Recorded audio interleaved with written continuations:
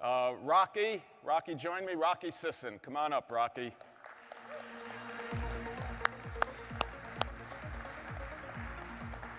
So this is one of our thought leader sessions, Rocky. And talk about feeling uncomfortable. Being called a thought leader is quite a daunting task. Come on, you've been a leader. You know, I know you think, because we've had some conversations, and you've been a leader in this industry for many, many years.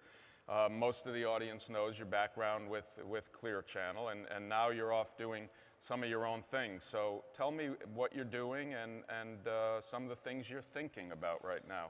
Well, it's been interesting since I've taken away from day-to-day operation, working day-to-day, and doing some of the training programs that OAAA and TAB has had me doing. A couple things really come to mind, and one of them was really sparked by what you said this morning, Jack. You know, I don't know if you remember, but about 6 years ago, you spoke to us, and you talked about a company named Twitter. And you asked everybody, have you tweeted, do you know Twitter? And there's very few people in the audience that understood Twitter. Zero.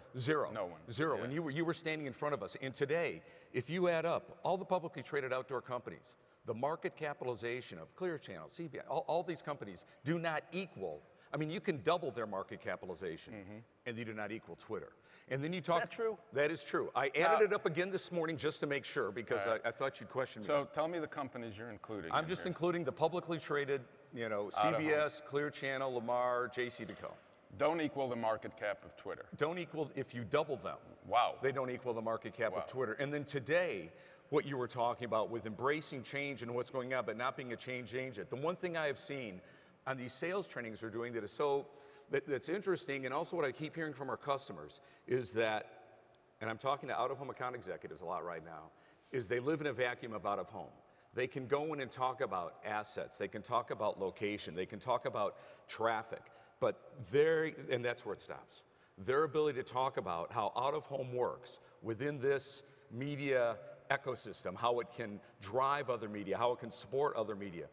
And I was thinking about this especially yesterday, and I can't remember which economist said it, but he seemed to be quite excited about the fact that out-of-home was going to equal GDP growth. That seemed to be very positive for him. And I was thinking that there's probably not one person at this conference whose budget equals GDP growth. So the only way out-of-home is going to grow, the only way we're going to actually achieve what we want to do, kind of break out of this 4.5% to 5%, is to reallocate dollars from other media into out-of-home. And all of us in this industry know that by looking at out-of-home in the right way and utilizing that, there's an efficiency and effectiveness we can bring to a campaign. We can do a better job for our customer by allocating greater dollars to out-of-home, and that's what's going to change. So I don't think anybody here should be satisfied with, you know, the good news is we're not print. You know, I don't think that's a mantra or a t-shirt. I think our growth needs to be that reallocation of dollars from other media, and that's kind of the frustration I've been seeing, you know, in this time, and candidly what I'm hearing from customers. So I'm going to go a little off script here, I hope Rocky. so, yeah. And, you know, so we didn't There's no rehearsal here. But when you say, you know, we're not print, yet the agencies, as I alluded to yesterday, many of them are organizing their media departments within 3 buckets: the video bucket, the audio bucket, and then there's the print bucket. Right. Now, out-of-home can be in all of those buckets, and we've got out-of-home specialists who are often kind of off on their own outside of those 3 buckets. How do we integrate the industry? And as you're going out training and talking to both sales organizations as well as the buying community, how do we fit out-of-home, and how do salespeople go in and fit out-of-home into the existing infrastructure of the agencies? You know, it's interesting, and when I was referring to print, I was talking about those bar graphs that showed prints down. Out-of-home, when you have an issue like this, it's usually one of 2 things. There's either a knowledge problem, or there's an execution problem. You know, it's, do we know what we need to do, or is there more knowledge that needs to be, or is there execution? We have a lot of knowledge. We have a lot of knowledge, we have a lot of data, as you talked about, we have a background. I think what's keeping us from being successful is that education piece, is that execution piece. And if I could even add more, you think about just being, I'm a sales guy, so you can call on an advertising agency. And as you work through that advertising agency, and as you can work with that agency and you can show them the value of out-of-home, you in essence have converted every customer that goes to that agency. But if that agency, and are we doing that kind of work within that agency? You can go one-to-one to a client and work with them in that regard. And also the very broad public relations element, the very broad getting our message out to everybody. I mean, probably 99% of the people in this room are people within this industry. This convention's great, and it's important to talk to ourselves and understand what we're doing. But getting that message out, talking to the agencies, talking about what you said this morning. I mean, what you said this morning, being able to talk to these different groups, being able to interrupt, being able to get involved in what's going on in their lives with out of home is what we're not doing. I still think, everyone here has made a ton of money. The industry's grown. It's been very exciting based on being geographically targeted. Right. We now can do a ton more than that. But if we don't get it out in front of people who can make the decisions, we don't need to do any more of it. It doesn't matter. So we're talking about sharing some knowledge. You're out educating. Right. And speaking with sales organizations. And a big part of that is the knowledge that comes with some of the new ratings systems. Because what I've seen in that data, it does go beyond just being data to being knowledge. Right. About an industry, about the ability to convert a message to a sale. It's been slow. It's been slow in getting out. It's been slow in moving to the industry. Why and what's being done to accelerate that process? Where are we today? It's interesting. We'll be in these meetings and we'll do this back and forth on objections. And account executives or people tell me what their objection is or what they're hearing from their customer. And you know what it all comes down to, Jack? It all comes down to change. People aren't objecting. Stability. I'm not saying stability. No, I'm not saying change agent. I'm not saying change agent. People aren't objecting to. And I thought your comments on stability were fabulous, but people aren't objecting to the methodology, how we got to these numbers, all this. That's accepted. I mean, major organizations, Nielsen, different organizations, Telmar, they've accepted the validity of the numbers. That's not the question.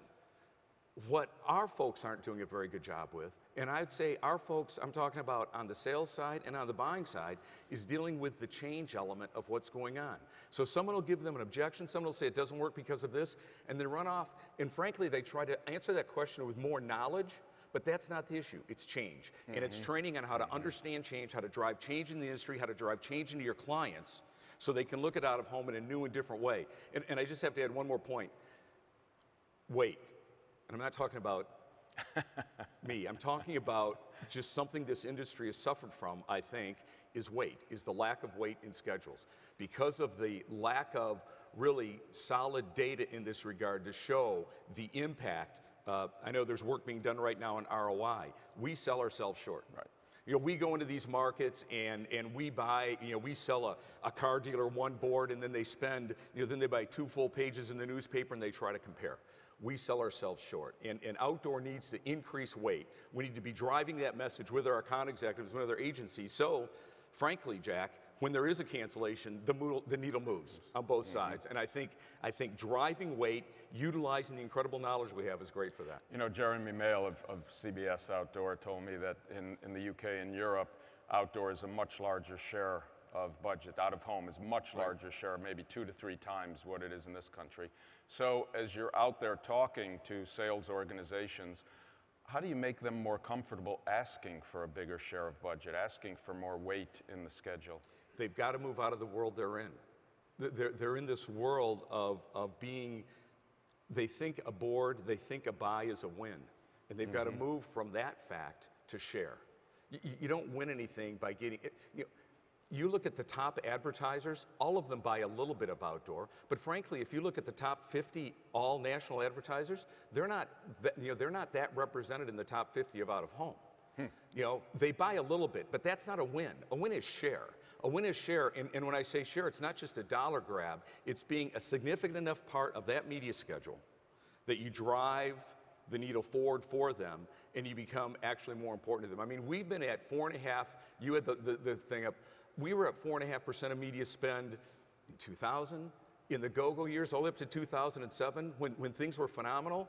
But all we did was get our 4.5% share. We haven't moved out of that box. And now with out-of-home ratings, with the ROI studies that are going on, with all the incredible research, we not just have the tools, we have the tools we've never had before. So that's got to be the battle. The battle is reallocation of dollars, growing share. So let's set a goal. For 24 months from now, if our share of the ad spend is about 4.5, the share of the total marketing communications budget is 1.5%. Right. So what's a realistic goal to target this industry for share in 24 months? You know, I went to Detroit Public Schools, and asking me a math question isn't fair. You know, I don't mean that seriously, but You're from Detroit Public Schools. Don't take that. yeah, don't take that. No, I'm proud of my Detroit heritage. Good. You know, it's interesting. We are affixed on the roadside part of our business. We're fixed inventory. You know, and driving that kind of share for us to grow and have significant endpoint. Just think if we added a point. I'm not talking about doubling. We don't have to go from 4.5 to 8. Frankly, the inventory, it'd be difficult in that regard. But you look at the amount of spend, you add a point, what that impact could be to everyone in this room. Just 1 point. You know, marginal growth in that regard, because the way that translates back into our business. So as far as the number, I mean, if we could add a point, we could get to 5.56. A lot of money. It would be huge. A lot of money. A lot of money. A lot of money. And especially the way this industry is incredible in execution, that money is going to go to the bottom line. And that would blow Wall Street away. That would blow Wall Street away. I mean, that would, you know, people love our industry because of its stability, because you know what it's going to do, because of the barriers to entry, because of all these great reasons. You add a point of media spend, you go above that, you know, it's a whole new game. And it's exciting what's going on in the industry right now. But people have to do it. People can't just sit back and do things the way they've always done them, accept things the way it's always been, say, I'm really great because I know these locations. They've got to embrace the new and understand it, be able to drive it through. So tell us about the training program that you're out on the road with and what you're asking the industry to support. Training program is very simple. It is actually kind of, I hadn't thought about it until I said it a little bit earlier, but it's kind of a combination of the knowledge and the execution. So Enza Choda's with me. She's a media planner, talks about the numbers, how those numbers fit into a media plan, how it impacts radio, television, print, how you can reallocate those dollars, how you can literally show by bringing outdoor in, even cutting back others, you can grow budgets. So that's exciting. My job is to then make that real from a sales standpoint.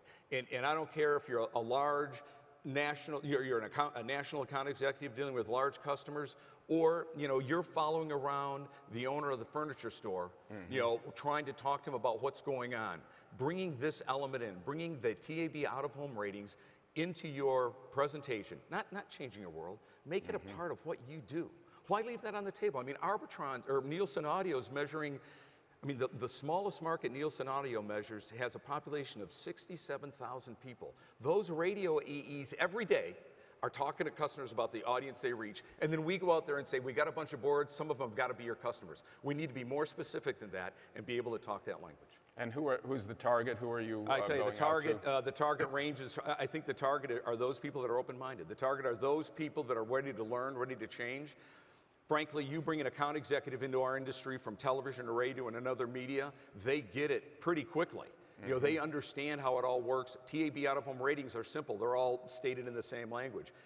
That out-of-home account executive who's spent his whole career, her whole career in out-of-home, clearly they're the ones that if they don't move, you know, what made them famous, you know, it's the old line, what got you there isn't going to keep you there. What got them there is not going to keep them there. So it's that kind of target too.